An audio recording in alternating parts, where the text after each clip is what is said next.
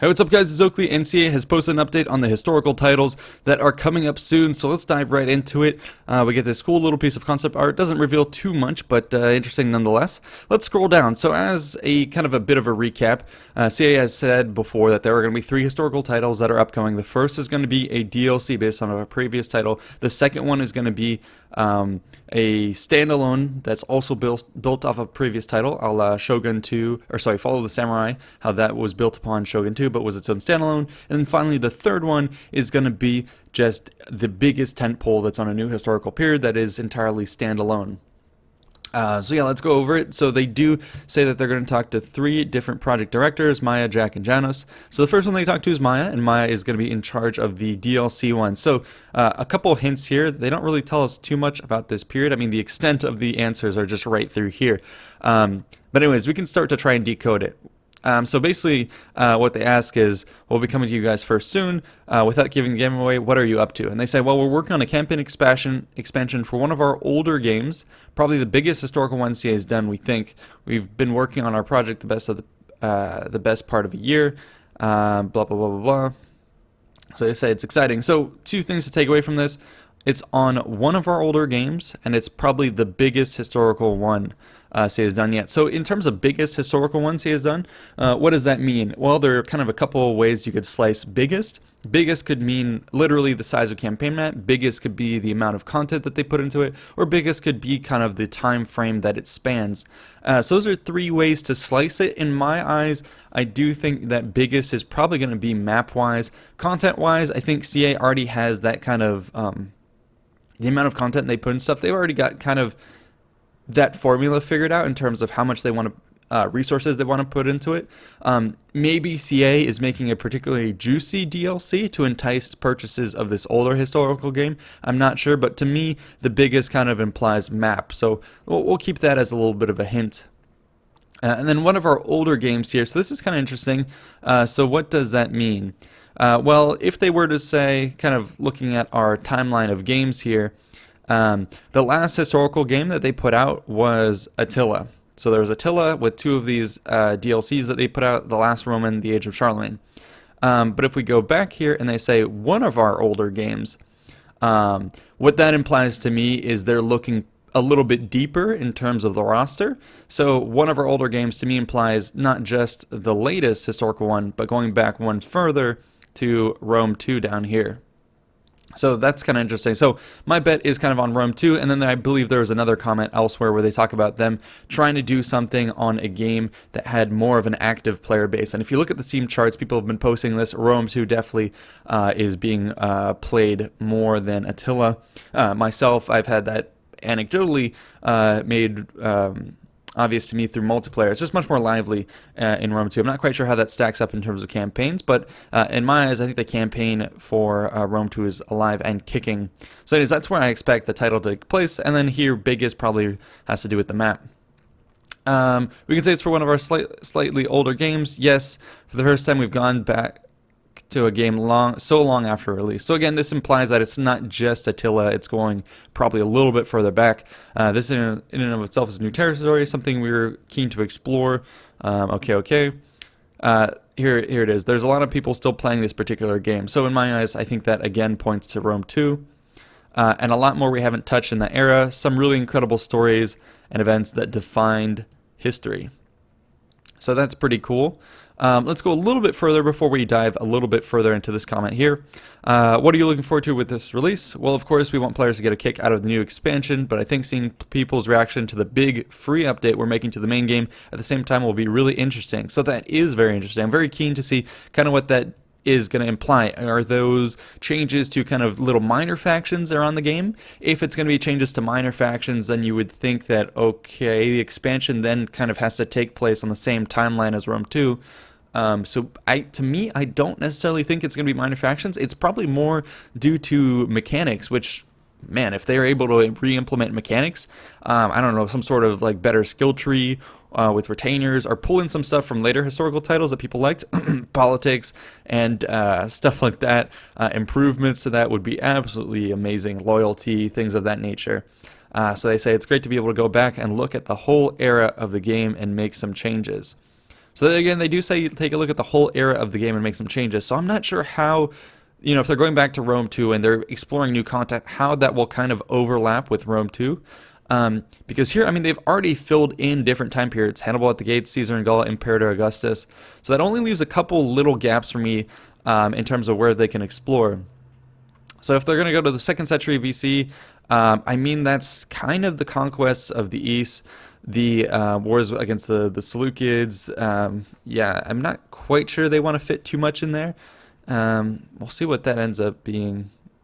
But then if you go a little bit previously, what I think they'll probably do is Alexander and the successor kings, because that would be really, really cool, doing a DLC that goes back and focuses on the campaigns of Alexander, and maybe you can stretch the boundary of Rome to a little bit further to the east to go into India to represent how far you're pushing. And then that kind of makes sense because, if they're going to be pushing a little bit more into India, exploring and fleshing out the Persian satraps, the Sassanids, the Sogdians, a bunch of other people, then that does likely, for me, mean that they can go back and re-update some of the factions in Rome as well. So, I think Alexander's successor kings is a good contender. But then if we also look on this timeline and look at the other end, there's this pretty big void between Rome and Attila. And if we look at kind of where that lines up, 2nd and 3rd century of Roman history, and so that kind of leaves some gaps. I know notably in the 3rd century, there's a 3rd century crisis where you have tons of emperors rising and falling. You have the Gallic Empire and all of that. And the Palmyrene Empire. 2nd century is pretty interesting as well. So yeah, they could go either way, and I think there's juicy content. It's maybe a little bit more supportive for Alexander's successor kings. Be easier to sell. I think people just know Alexander that much better, and they've already tread that ground before with the original Rome 1.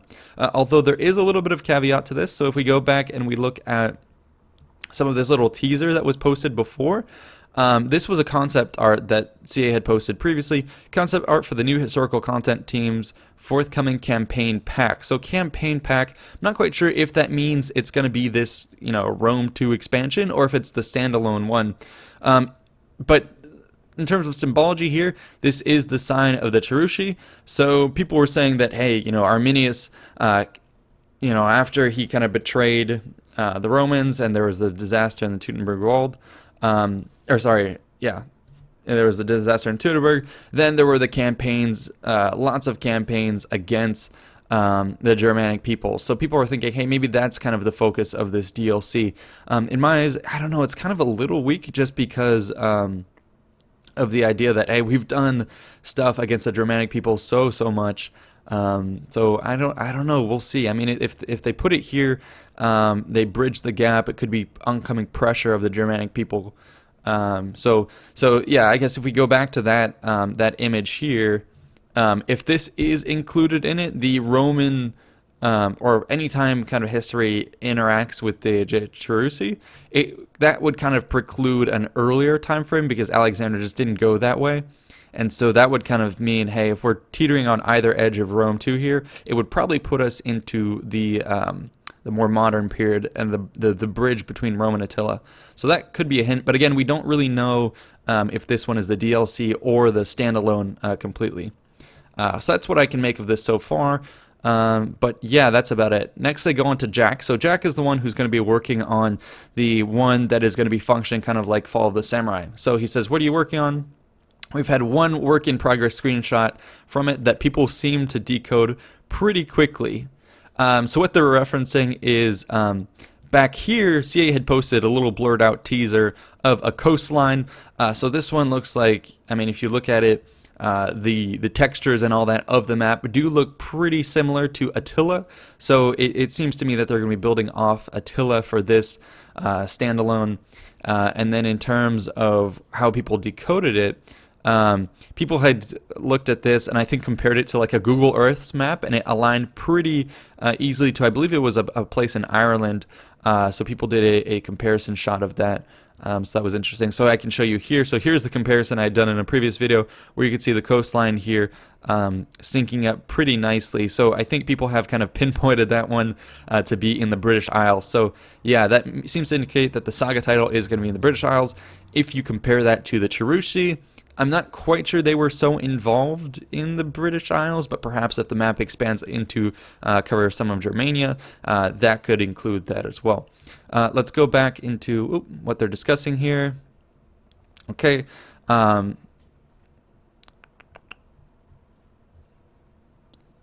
Sorry about that. Okay. Slightly one of our older games, so still talking to Maya. Maya, okay, here's Jack. Okay. Can we expect to see any more soon? Maybe we weren't as obscure with that as we could have been, so alluding to the fact that people kind of figured it out. But anyway, we're coming out after Maya's project, so a little while till release yet. We're hoping to announce relatively soon, so again, not revealing too much. And the idea behind Saga is to spin off a previous game, so that's correct. The idea is to take flashpoints of history that make for great geopolitical setups for TV Total War games, but are more focused in scale than a new tentpole era game. So again, that's the idea behind Saga, flashpoints, and then zoom in on the map. Doesn't mean that we want them to be small. We're working the campaign map that is about the size of Shogun 2. So Shogun 2, obviously relatively small geography-wise, but a lot of content packed into it. So that's kind of cool. I do kind of appreciate those maps where you can really delve into it.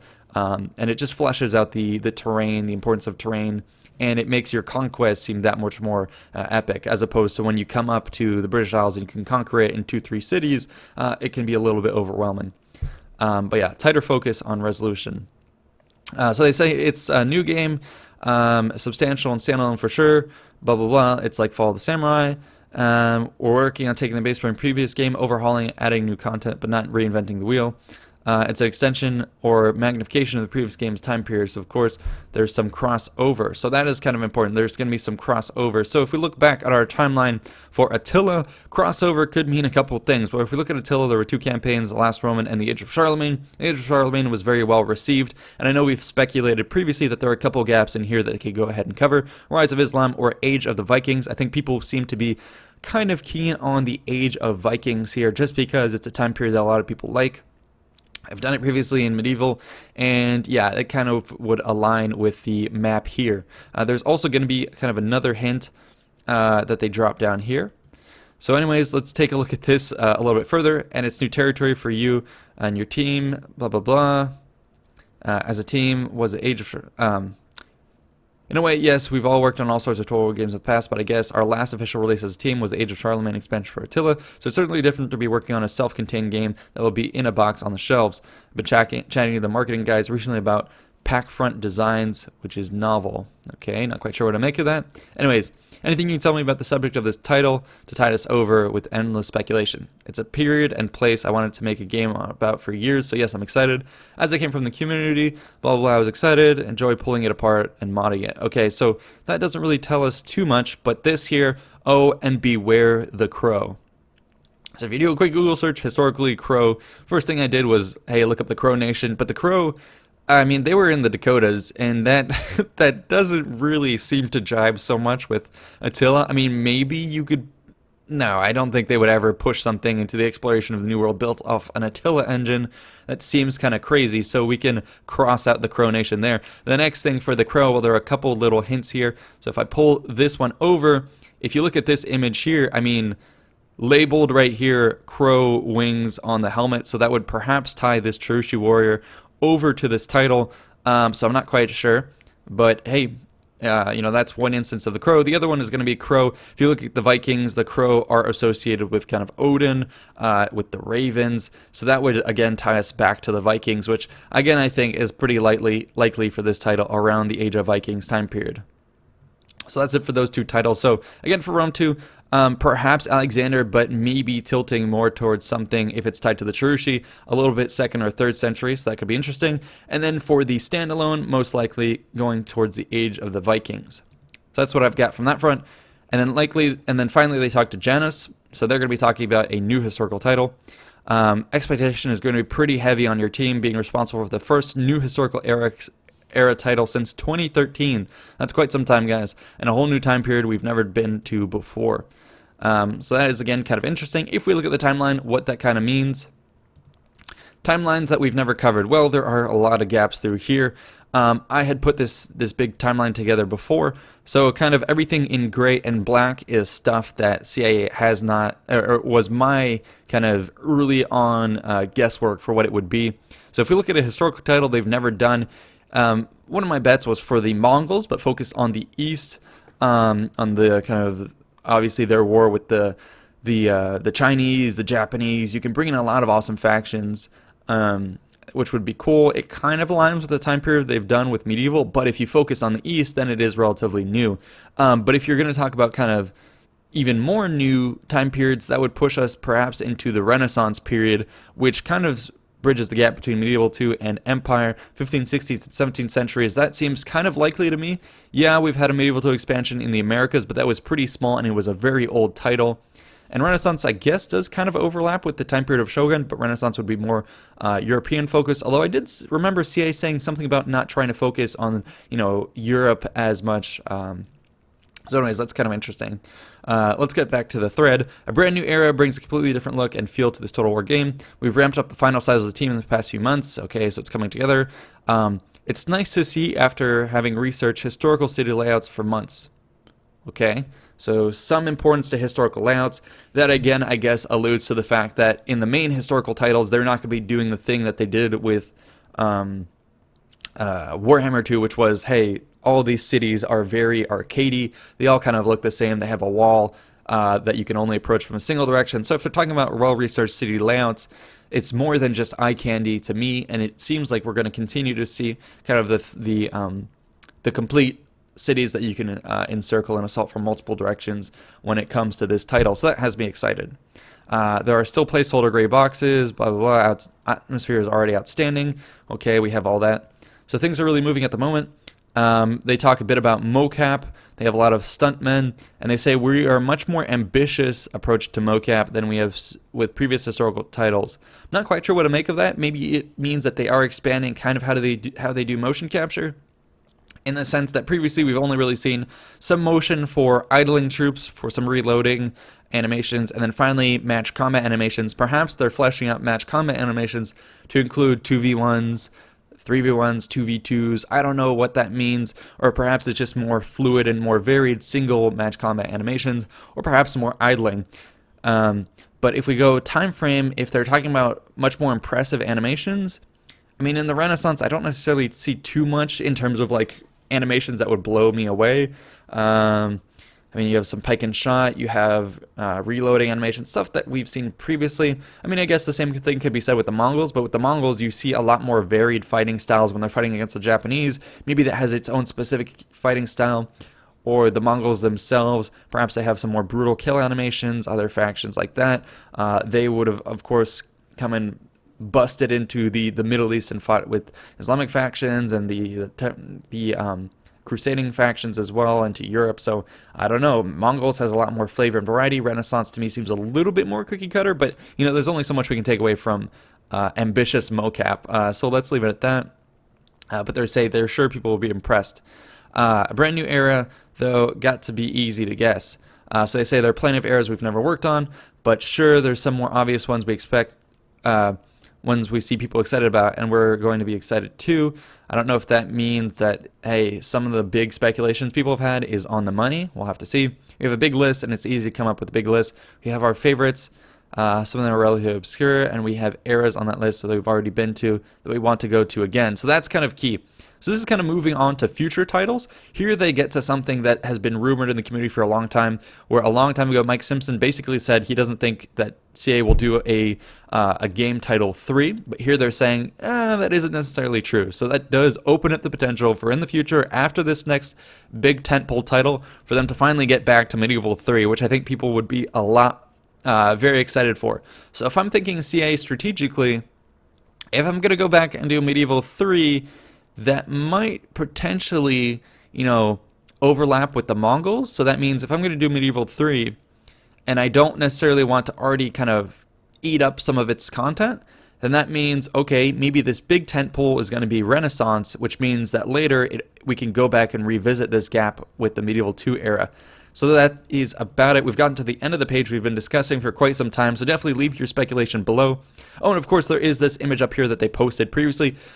This probably has to do with the newest one, the DLC, which we said was going to be based on Rome 2, but then it could also allude to the standalone one, the one that has to do with the crow. So to me, this seems kind of like I don't know, he's got a gaunt face. I don't know if this is more Viking-esque. You guys will have to let me know if the setup of these different characters, kind of what they're wearing, looks like monk-ish robes here. I'm not quite sure. But anyways, leave your speculation below. I'd be very excited to hear it. That's it for this one. Hope you guys enjoyed. Stay tuned for more. See you in the next one. Bye-bye.